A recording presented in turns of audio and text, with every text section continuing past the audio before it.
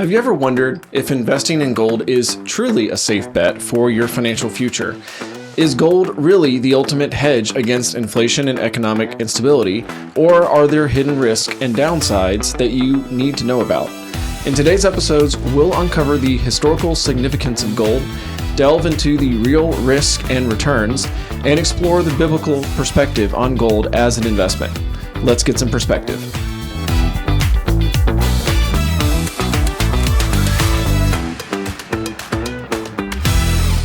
Welcome to Christian Financial Perspectives. Today we have a really fun topic on investing in gold. And Bob, I believe we have a quote to start with, right, on the truth? Well, you shall know the truth. The truth shall make you free. It will set you free. That's right. So we are going to be covering this topic a little different than what I would say you have seen from your insert favorite host or media host or news anchor who's been sponsored almost every single time to promote the selling and trading of gold. But we think it's a very important one. We are not sponsored by anyone. So whatever we talk about on this show, not just this particular episode, but in general, it's just something that we think would be helpful and put it out there. I know, Bob, we cover a lot of topics that don't really directly even relate to what we do as a firm, but just to try to get some Christian, biblically based knowledge out there. And fiduciary based, Shawn. That's right. It's very important that we're fiduciary based. That way we don't have a biased, because we're paid by our clients. We're not paid by any vendor. And over time too. We got to work for a long time to make a, say a 10%, payout. Well, we got to work for about 10 years on that. Yeah, so. It's not right up front. So anyway. What we're going to do, we're going to talk about the history of gold and how it's been used in the past. So there's a lot of great information today, I think, that you'll find by listening and watching. I'm kind of excited to share this with you guys. The inflation-adjusted returns of both gold and we're going to use the Dow Jones today as kind of our benchmark, since everybody knows Dow Jones. And when you do the inflation adjusted for a investment touted as an inflation hedge, it's going to be very interesting. So stay tuned to that part. All right. So introduction. Gold has traditionally been seen as a hedge against inflation and geopolitical risk, with its perceived value enduring for millennia. Yep. But you know what? Gold doesn't provide. It doesn't provide any income stream. It can carry storage costs, and it often moves in counter to stocks and bonds all the way back since the 1970s. That's from our information. That's right. Over decades, stocks and bonds have delivered higher total returns on average compared to gold. And gold tends to spike during political uncertainty. It can shine over the short periods, but it lacks compound growth when it comes to the long periods. Like I say, because it produces nothing and it doesn't pay any interest or dividends. That's right. That's where it struggles. If fiat currencies collapse, practical goods hold much better value than speculative metals. These are some of the things we're going to go deeper in today. Right. Now, historically, gold has played a role, and we think about it. It's mentioned in the Bible hundreds of times. Actually, 440 times in the Bible. That's right. Gold is mentioned, and it once was considered a source of wealth and currency in the pre-global, pre-digital world economy. Yeah, I think Roman Empire, biblical times. When it was readily accepted as payment. Yeah. So we have some good scriptures. Yeah, that's right. We're not going to read all of them. We're just going to give you the scriptures. We definitely encourage you to read them, but give you just kind of a highlight of it. So Genesis 13:2, Abram's wealth and livestock, silver and gold. Exodus 25, gold was used in the construction of religious items. That's right, like the Ark of the Covenant. Yeah, but it was also the golden calf. That's right. That too. Yep. Some good ones and some bad ones. 1 Kings 10:14, King Solomon's yearly receipt of gold. That's because it was a currency back then. Okay. 2 Chronicles 1:15, abundance of gold in Jerusalem during King Solomon's reign. And Psalm 115, verses 3-4, contrast between the true God and idols made of, you guessed it, silver and gold. Yep. So, infatuation with gold. Well, there's been a lot of infatuation with gold over the years. That's right. Throughout history, there has been infatuation with gold, as seen in the Bible, golden calf, King Nebuchadnezzar's golden statue. And in modern times, the gold rush of America led to the rapid growth of towns and the destruction of lives and the environment in the pursuit of gold. You know, it's amazing to me, Shawn, when we're big Colorado people. Rachel and I love Colorado. Of course, Texas. Especially when it's summer in Texas. Yeah. Colorado is where you go. and this is coming out in August, so that's the time to be in Colorado. But we have visited, we love to go hiking, and we visited so many of the old gold mines. And I'm amazed at the destructive, what it's done to just destroy the area. I mean, the environmental impact is incredible, and this is God's creation. And incredibly bad. Incredibly bad, exactly. You know, the term gold fever was coined to describe the unbelievable greed and obsession surrounding gold, and those who worship gold have fallen. And the stuff is so plentiful in heaven that it's used to pave the streets. Yeah. I love that. I love if you think about that imagery of the streets are paved with gold. It's not just the wealth and majesty of God the Father, but it's also the fact that it means so little to God that the thing that for thousands of years was the thing to have and to seek is something he just paves the streets with. Yeah. That stuff? You mean pavement? Asphalt? Like we see the concrete truck pull up today to be the gold truck pull up. Yeah, exactly. Yeah. So let's go into our next section. So gold as a currency. Yeah, it was used as a currency for many years, but now today, gold no longer carries currency benefits in the global economy, and converting gold into an accepted form of currency that you can actually spend can incur very high transaction costs. From our research, it was 3 to 5% is kind of an average, but there are many dealers that in certain situations that they'll charge significantly more. So if I go down to my grocery store or I go to get gas in my car, I'm not going to be able to pay in gold. Bob, how many times do you go through the checkout, and unfortunately it's not a knock on some of the kids and other people working there, but how many times do you go through and they have a hard time figuring out how to calculate the change in regular currency? Yeah. How in the world do we expect a cashier or someone working at HEB for us here in Texas to know how much gold they need from you for the groceries?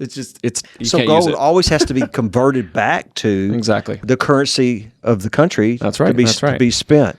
And no government currently uses the gold standard, with Britain and the U.S. abandoning it in 1931 and 1933, respectively. And the final abandonment by the United States was back in 1973. That's right. Okay. That's right. So the fun part. This is the fun part. This is really interesting when we talk about investing in gold. Historically low returns. Now, what do we mean by that? Because I know if you go, and I'm sure if you guys want to pause it right now and go take a look at this, but all the information we're going to be presenting today for these returns we got from macrotrends.net.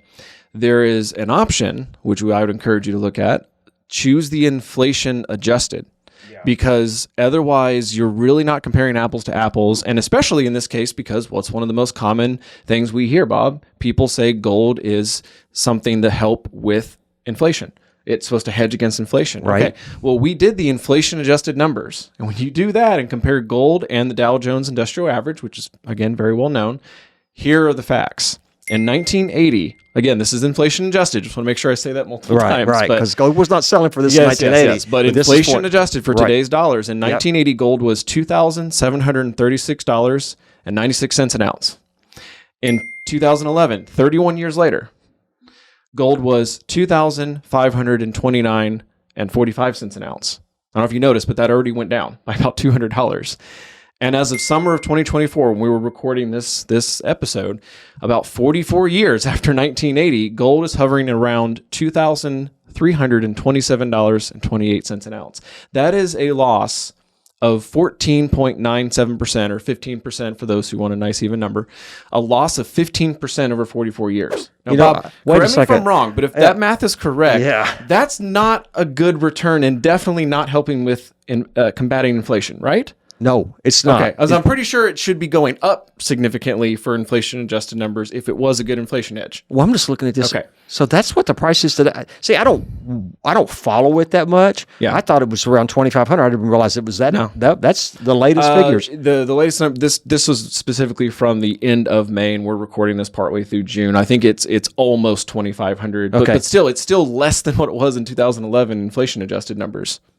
So, in contrast... All right, so we just covered gold. which was a loss of about 15% over 44 years.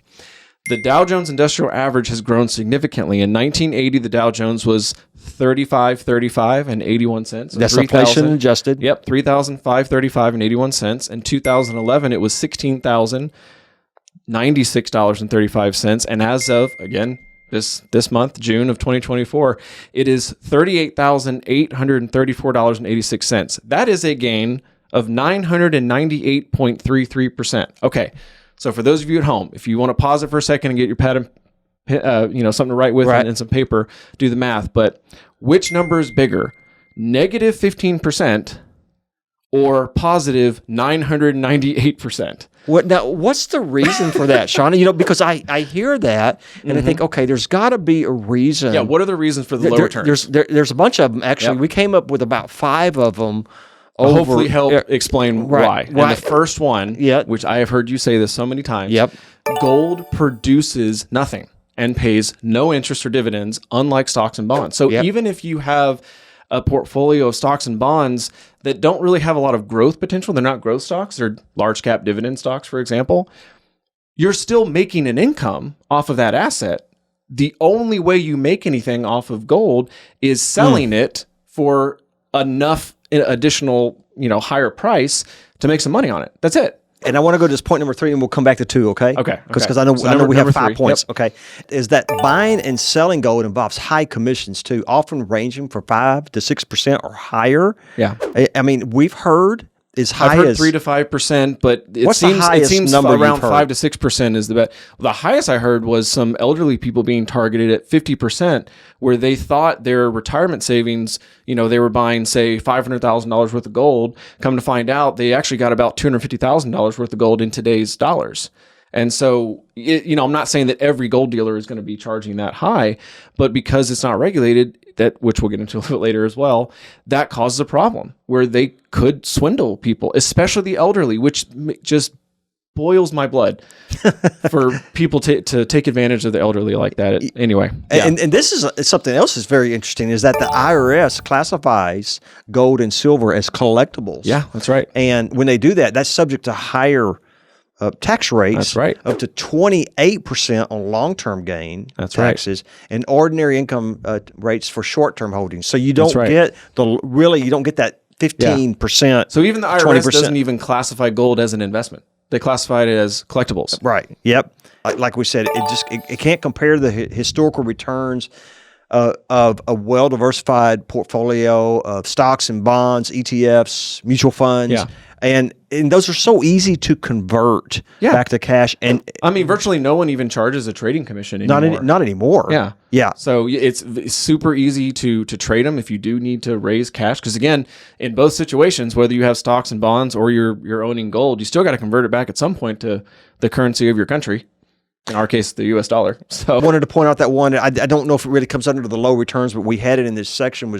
Is gold is very environmentally harmful. We've already pointed that out. It leaves a lot of lasting scars on landscapes and communities, and it's very linked to social injustice and human rights violations. Yeah, that's right. Yep. Yeah, exactly. So 7 reasons to avoid gold as an investment. Okay. Right? If you haven't heard enough yet. So number 1, it's no longer a widely accepted currency and must be converted back to cash for everyday transactions. Yep. You can't go to the store and spend it. It has historically very low returns and is below what it was selling for 44 years ago when you adjust it for inflation. That's right. Okay? That's right. Number 3, it produces nothing and pays no interest or dividends. It's environmentally hard on God's creation. So we as Christians really need to think about, when we're buying gold, if we love the Creator, take care of the creation. Yeah, which includes also not supporting child slavery in other countries. Right. I don't think the Lord would be happy with that. Yep. Number 5, it's expensive to buy and sell because of high commissions and higher tax rates, because it doesn't have the benefit of the same long-term capital gains rates as stocks and bonds. And it's been proven over the long term, over and over, that a well-diversified portfolio of stocks and bonds, and even real estate, will outpace. Outpace it. Again, remember our numbers over 44 years, negative 15% versus almost 1,000% return. And I think this last reason is really interesting. A lot of people don't think about if they're going to own physical gold, is it carries a high risk of theft. Yeah. Yeah. Exactly. Unless you're going to put it in the safety deposit box, but then you got to walk from the safety deposit box back to your car. Exactly. So biblical perspective. As a fiduciary-based Christian financial advisor or advisors, we believe that gold should be avoided as an investment. The Bible warns against coveting and idolizing silver and gold. Well, we got 2 scriptures for you on this. Deuteronomy 7:25, the images of their gods you are to burn in the fire. Do not covet the silver and gold on them, and do not take it for yourselves, or you will be ensnared by it, for it is detestable to the Lord your God. Bob, you want to take the next one? Deuteronomy 29:17. You saw among them their detestable images and idols of wood and stone, of silver and gold. That's right. Just a couple quick additional points for you on why we think investing in gold is a bad idea. We haven't already beat it up already, right? Yeah. All right. So, it's not an inflation hedge like the reputation says it is. That's it's right. way overhyped. Gold's inflation hedging reputation is overhyped, period. Yeah. As stocks and bonds have delivered higher long-run returns on average, the environmental and human impact of gold mining is devastating, with evidence of destruction dating back hundreds and really thousands of years. You could see that today. You could still see it today. Yeah.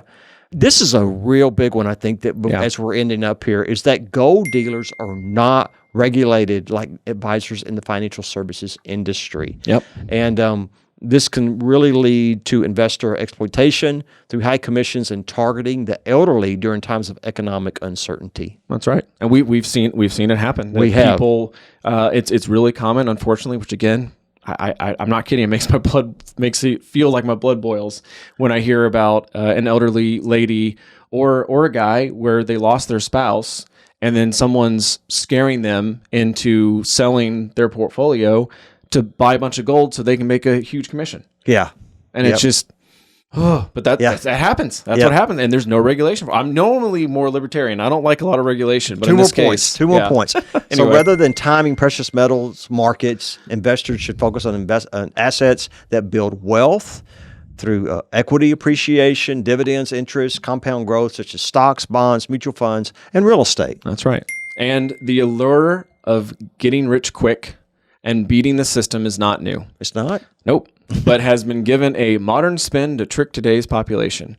As Solomon noted in Ecclesiastes 1:9, what has been, it is what will be. And what has been done, it is what will be done. So there is nothing new under the sun. Amen. Do we have anything else? Oh my goodness. Well, in conclusion. Yeah, I think in conclusion, we have really laid it out for investing in gold today. Hopefully, yeah. Hopefully everyone is very clear on what we were covering today. Yeah. But in conclusion, investing in gold is not a substitute for a diversified portfolio. Historically, gold's returns have not consistently beat inflation, which is what it's always touted as. And the high fees further reduce long-term growth potential. By the way, those numbers we quoted earlier, that isn't accounting for whatever the fee may have been in the beginning to buy it or selling it. Yes. So at an average of 5%, well, you lost 5% up front, and then you lost 5% at the end. So those are just the price, but we didn't have to change that for the Dow Jones because there's typically aren't trading costs. So now over 44 years, you're down 25%. Exactly. It's abusive to people, especially children in other countries forced into slavery to mine the materials. That's right. Don't fall victim to the lies and hurt your future. Instead, work with a fiduciary financial advisor. Doesn't have to be us. Yeah. You know, if not us, go to Kingdom Advisors or find an advisor that's a Christian fiduciary advisor. Help you tailor your portfolio to your goals and risk tolerance for a more reliable path to financial security. And as always, we are here for comments, questions, criticisms, jokes, whatever you want to share about financial advice, planning, and investment management. You can contact us during business hours by either calling or texting 830-609-6986, or you can find us on the web at christianfinancialadvisors.com. As always, thank you for joining us. God bless, and see you next time. Thank you for watching. If you want to see more videos just like this, make sure to subscribe, turn on notifications, and like this video. If you have questions, you can visit our website, call, text us, or comment below. See you next time.